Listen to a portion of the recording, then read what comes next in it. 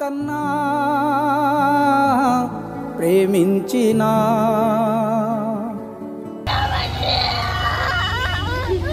ఆ ప్రేమనే తెంచావుగా.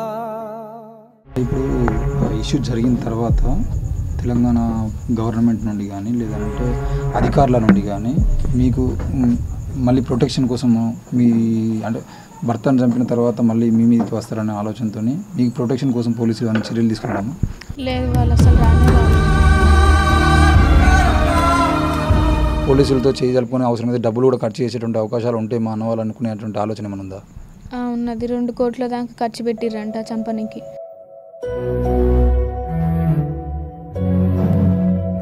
గుడి మీద కూర్చోగానే వెనకంగా గొంతు పట్టుకుండు, కాళ్ళు చేతులు పట్టుకొని కట్టేసి ప్రైవేట్ పార్ట్ మీద తన్నెరు, కొట్టిర్రు. ఇంకా మీకు అనుకుంటున్నారా ఒకవేళ బైర్ మహేష్ కానీ వాళ్ళ నవీన్ కానీ లేకపోతే ఇంకా వాళ్ళ కుటుంబ సభ్యులు కానీ ఎవరైనా మిమ్మల్ని కూడా బెదిరించే అవకాశం అనేది మీకు ఉంది? మాకు భయం ఉంది. మీరే చూసుకోవాలి. ఈ కేసుకు సంబంధించిన విషయంలో ఇంత నిర్లక్ష్యం వహించడానికి పోలీసులు ఎందుకు పూనుకుంటారు? మాలబంటి కేసులో ఫాస్ట్ ట్రాక్ కోర్టు నియమిస్తామని ప్రకటించాలి. సామూహికంగా ఈ రాష్ట్రంలో మెజారిటీగా పాపులేషన్ మాది. మా పాపులేషన్ ఒకే దగ్గర భూమిపూడి మేము హంతకుల ఇళ్లను తగలబెడితే మీరు ఆపగలరా? మీ చట్టం ఆపగలదా? అంటే బంటి హత్యకు సంబంధించిన విషయంలో మనతో మాట్లాడడానికి బంటి అక్కగారు ఉన్నారు. అంటే అక్క మీరు చెప్పండి, ఈ హత్యకు సంబంధించిన విషయంలో ఈరోజు ప్రేమ వివాహాలు జరిగితే ఇట్లా జరుగుతున్నాయి, ఇలా మర్డర్ జరిగే అవకాశము లేదంటే కక్షపూరితంగా మనల్ని ఏదో కొట్టడమో అదో ఇది చేయడం జరుగుతుందని చెప్పేసి ఇట్లాంటివి మీరు బంటికి ఏమైనా చెప్పేవాళ్ళు ఇంతకుముందు? చెప్పేదాన్ని, కానీ వాళ్ళు అలా చేయరని చెప్పిండు. అంటే మారుతారు అని ఒప్పుకుంటారు అనే ఉద్దేశంతో ఉన్నాడు. వాళ్ళు ప్రేమ పెళ్లి చేసుకున్నప్పుడు మీరు పూర్తిగా ఒప్పుకున్నారా మీ కుటుంబం అంతా? మేము ఒక 1 ఇయర్ బ్యాక్ సంబంధాలు చూస్తున్నాం మా తమ్ముడికి. ఇట్లా సంబంధాలు చూస్తున్నాం, మరి తమ్ముడు పెళ్లి చేసుకో అని అంటే నేను ఒక అమ్మాయిని ప్రేమించిన అక్క అన్నాడు. చెప్పింది ఇట్లా పిల్లల మరి అమ్మాయి ప్రేమించింది అన్నాడు. మరి మాట్లాడదామా వాళ్ళ ఇంటికి వెళ్ళాలంటే వాళ్ళు గౌడ్స్ అక్క ఒప్పుకోరు అని చెప్పేసి అన్నాడు. మరి ఎట్లా తమ్మి వద్దే అని అన్నా. అంటే ఆ అమ్మాయికి నేను అంటే ఇష్టం అక్క, నేను లేకపోతే ఆ అమ్మాయి బతకలేదు, నాకు కూడా అమ్మాయి కావాలన్నాడు. సరే తమ్మి మరి నీ ఇష్టం అన్నాక ఒక నెలకు 2 నెలలకు ఇద్దరు ఈ అమ్మాయికి ఇంట్లో ఎంగేజ్మెంట్ పెట్టుకున్నారట. బంటి నేను ఉండను, వచ్చేస్తా, నాకు ఎంగేజ్మెంట్ చేస్తున్నారు, నన్ను ఆగం చేస్తారు, నేను వచ్చేస్తాను వచ్చేసిందంట. ఇద్దరు వెళ్ళి పెళ్లి చేసుకున్నారు ఎక్కడో, నాకు చెప్పలేదు. పెళ్లి చేసుకున్నాక నైట్ వరకు మా డాడీకి ఫోన్ చేసిరట, ఇట్లా పెళ్లి చేసుకోరని చెప్పేసి. మా డాడీ నాకు ఫోన్ చేసి ఏడ్చిండు, తమ్ముడు పెళ్లి చేసుకున్నాడు బిడ్డ అని చెప్పేసి. నేను ఏడ్చిన. పెళ్లి చేసుకుని వెళ్ళి ఎక్కడికో వెళ్ళిపోయారు. ఇక వారం తర్వాత వాళ్ళందరూ ఎంక్వైరీ చేస్తున్నారట, వాళ్ళ అక్క ఏడు ఉంటుంది, వాళ్ళు ఏడు ఉంటారు, అది ఇదని ఎంక్వైరీ చేస్తున్నారట. ఎంక్వైరీ వాళ్ళ తమ్ముని వాళ్ళ ఫ్రెండ్స్ని పట్టుకపోయారట. అయితే తమ్ముడు వాళ్ళ ఫ్రెండ్స్ మరి తమ్ముడికి చెప్పారట, ఇట్లా పట్టుకపోయి నీ ఫ్రెండ్స్ని ఇబ్బంది పెడతారంటే నా వల్ల ఎందుకు ఇబ్బంది పడాలి వాళ్ళని చెప్పేసి తమ్ముడు వచ్చి పోలీస్ స్టేషన్లో సరెండర్ అయ్యి చెప్పిండాడు, ఇట్లా ప్రేమించుకున్నాం, పెళ్లి చేసుకున్నాం, వాళ్ళు మమ్మల్ని ఇబ్బంది పెడతారని అంటే కేసు పెట్టిరంట. కేసు పెడితే వాళ్ళని వీళ్ళ పేరెంట్స్ని పిలిపించారు. వీళ్ళ బాబాయిలు అన్నలు నానమ్మ వీళ్ళందరూ వచ్చారు. మేము రాలేదు, మాకు తెలియదు. మాట్లాడారట అమ్మాయితోటి, తమ్ముడితోటి పర్సనల్గా మాట్లాడారట పోలీసు వాళ్ళు. మాట్లాడితే మరి ఏంది నేను 20 సంవత్సరాలు పెంచిన తల్లిదండ్రులు అట్లా ఎట్లా పోతామనంటే, పెంచినా కూడా నేను బండిని ప్రేమించిన, పెళ్లి చేసుకున్నా, మా అమ్మ వాళ్ళు ఒప్పుకుంటే కలిసి ఉంటాం, లేదంటే నేను బండితోనే ఉంటా అన్నదట.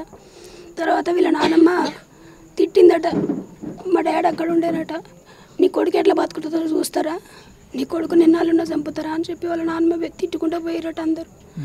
ఇక పోలీసు వాళ్ళు అది రాసిరట, బాండ్ పేపర్ రాసిరట. ఎన్ని రోజులున్నా మా ఆస్తి ఇలా మీకు ఏమి ఇయ్యము, మాకు మాటలు లేవు, మీరు మమ్మల్ని కలవద్దని వీళ్ళ పేరెంట్స్ కాగితం బాండ్ పేపర్ రాయించుకొని వెళ్ళిపోయారట. సరే వీళ్ళు ఇంకేమనుకున్నామంటే సరే రాయించారు కదా పోలీస్ సమక్షంలో, మా జోలికి రారని చెప్పి అది అసలు మేము ఉన్నాం. కానీ ఇంత వెన్నుపోటు పోస్తారు అనుకోలేదు మేము. అంటే మధ్యలో ఎప్పుడన్నా బెదిరించే ప్రయత్నం కానీ చేసిరా మీ తమ్ముని కానీ మీకు కానీ? అంటే అక్కడక్కడ అనేదట, వాడు ఏడ దొరికినా చంపుతాము అని చెప్పేసి అక్కడక్కడ వాళ్ళ ఫ్రెండ్స్ తోటి బెదిరించి అనేవాళ్ళట. అంటే వాళ్ళంటే ఇప్పుడు మీ మరదలు అంటే వాళ్ళ చెల్లి కాబట్టి ఆమెకు చెప్పకపోయినా మీకు అంటే మీ అమ్మ నాన్నకు కానీ లేదంటే మీకు కానీ ఏమైనా బెదిరింపులు లేదంటే ఎవరైనా వచ్చి చెప్పడం లాంటివి ఏమైనా చేసిరా? అలాంటిది జాగ్రత్తగా ఉండమని చెప్పు అది దాన్ని తమ్ముడికి చెప్పేవాళ్ళట కానీ తమ్ముడు మాకేం చెప్పలేదు భయపడతా అని. వాడు కూడా అనుకున్నాడు ఏం చేయర్లే కలిసిపోతారు ఫ్రెండ్స్ కదా వీళ్ళంతా కలిసిపోతారు అనుకున్నాడు. కానీ వాడు కూడా అనుకోలేదు. నా తమ్ముడికి సూర్యాపేటలో మంచి ఫ్రెండ్ సర్కిల్ ఉంది, ఏదే అయినా కూడా నాకు ఇన్ఫర్మేషన్ ఇస్తారు నా ఫ్రెండ్స్, నాకు ఇలా జరగదు అనుకున్నాడు. కానీ నా తమ్ముని నమ్మించి వెనుకంగా వెన్నుపోటు పొడిచిండు బైరం అనే మహేష్ అతను. అంటే ఇప్పుడు బైరు మహేష్కును తమ్మునికి బంటికి ఏమన్నా గొడవలు ఉన్నాయి ఇంతకుముందు? ఎందుకు ఈ విషయంలో వాళ్ళ కుటుంబం అంటే 2 కుటుంబాలకు సంబంధించిన విషయంలో ఇంత ఇన్వాల్వ్మెంట్ అయ్యి చంపాలనే ప్రయత్నాలు చేయడం, పిలిపించుకోవడము, పంచాయతీలు పెట్టడము, 1-2 సార్లు మాట్లాడుకోవడం ఇవన్నీ జరగడానికి అంటే మహేష్కును బంటికి ఏమన్నా ఇంతకుముందు గొడవలు ఉన్నాయా? పర్సనల్గా అంటే ఏం గొడవ లేవు. ఇట్లా ఫ్రెండ్స్ సర్కిల్ ఇట్లా వాళ్ళ గొడవ అయినప్పుడు తమ్ముడు వాళ్ళతో మాట్లాడడానికి వెళ్ళినప్పుడు ఇట్లా గొడవలు ఫ్రెండ్స్ తరపున గొడవలు ఉంటుండే, పర్సనల్గా అంటే ఏం లేకుంటుండే. అయితే ఇక ఈ పెళ్ళి అయినాక ఒక 2 నెలల బట్టి తమ్ముంది ఇట్లా ఫ్లాట్స్ ఉన్నాయి, ఇట్లా అక్కడ ఉంది, నీకు 200 గజాలు ఇస్తా అని చెప్పేసి తమ్మునికి 20,000 ఇచ్చి 500 బాండ్ పేపర్లు కూడా ఇచ్చిండట, ప్లేస్ పేపర్లు, నువ్వు ఇంచుకో ఇంకా కూడా వస్తుంది అది కూడా పంచుకుందాం ఇద్దరం అని చెప్పేసి తమ్మునిగా ఊకే రమ్మని ఫోన్ చేయడం, ఊకే తమ్ముని కలవడం, అటు ఇటు తీసుకుపోవడం, డబ్బులు ఇవ్వడం, బాగా దగ్గర చేసుకున్నాడు. అసలు తమ్ముడు ఆయనతో ఎప్పుడు మాట్లాడాడు బైరు మహేష్ను. కానీ ఇక ఇట్లా ప్లేస్ ఉందని చెప్పేసి నువ్వు నేను తీసుకుందాం, నా తమ్ముడు ఏమనుకున్నాడు పెళ్ళి అయింది కదా సెటిల్ అయితే నేను ప్లేస్ వస్తే, ఇది మా మేనమామ ఇల్లు, ఇది మా సొంత ఇల్లు కాదు, ఇది ప్లేస్ వస్తే సెటిల్ అయితే కదా నా తమ్ముడు అట్లా ఆలోచించుకొని ఆయనతో వెళ్ళిండు. కానీ ఆయన నమ్మించి వీళ్ళన్న నవీను ఈయనకు 5 లక్షలు ఇచ్చినట్టు బైరు మహేష్కి, వాడిని తీసుకురా నమ్మించు అని చెప్పేసి. అంటే ఎవరు చెప్పారు ఈ విషయాలను మీకు? చెప్పారు ఇట్లా పోలీసులా? ఇట్లా ఇప్పుడు ఏమంటున్నారు పోలీసులు, ఏమంటున్నారు మరి ప్రస్తుతం? న్యాయం చేస్తా అంటున్నారు కానీ మరి మాకు వినబడుతుంది ఏంటంటే 2 కోట్లు ఇచ్చి పోలీసులను కొన్నారు. అంటే పోలీసులు మీ దగ్గర రావడం కానీ చెప్పడం కానీ మీకు అనుమానాలు ఉన్నటువంటి వ్యక్తులకు సంబంధించిన పేర్లు రాసుకోవడం కానీ అలాంటివన్నీ చేసిరా? మిమ్మల్ని అడిగిరా అసలు ముందు? నిన్నటి వరకు అయితే ఎవరు రాలేదు. అంటే దాదాపు 48 గంటల పాటు ఎవరు పట్టించుకోలేదు. అధికారులు ఎవరు పట్టించుకోలేదు, ఎవరు పట్టించుకోలేదు.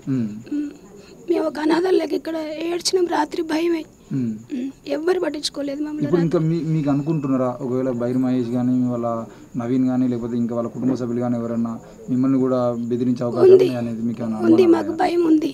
ఎందుకంటే చెప్పారు ఆ విషయం మరి? చెప్పినాం, చెప్తే మీరు ధైర్యంగా ఉండండి అని చెప్పేసి క్యాజువల్గా చెప్పారు ఎస్పీ సార్. ఇవాళ మాకు భయం ఉంది సార్, ఇప్పుడు అమ్మాయి రావట్లేదని చెప్పేసి మా తమ్ముని చంపేసిరు, ఇప్పుడు అమ్మాయి మా దగ్గర ఉంటుంది, అమ్మాయి ఫోన్ మీ దగ్గరే ఉంటా అంటుంది, మేమైతే పంపించలేం కదా సార్, మా చెల్లి లెక్కనే ఉంచుకుంటా అంటున్నాం, కాబట్టి ఇప్పుడు కూడా పోవట్లేదు కాబట్టి మమ్మల్ని కూడా చంపుతారేమో. మాకు ప్రొటెక్షన్ అవసరం ఉంది. నా తమ్ముని చంపిన విధంగానే నవీన్ని బైరు మహేష్ని చంపాలి, ఉరి శిక్ష తీయాలి.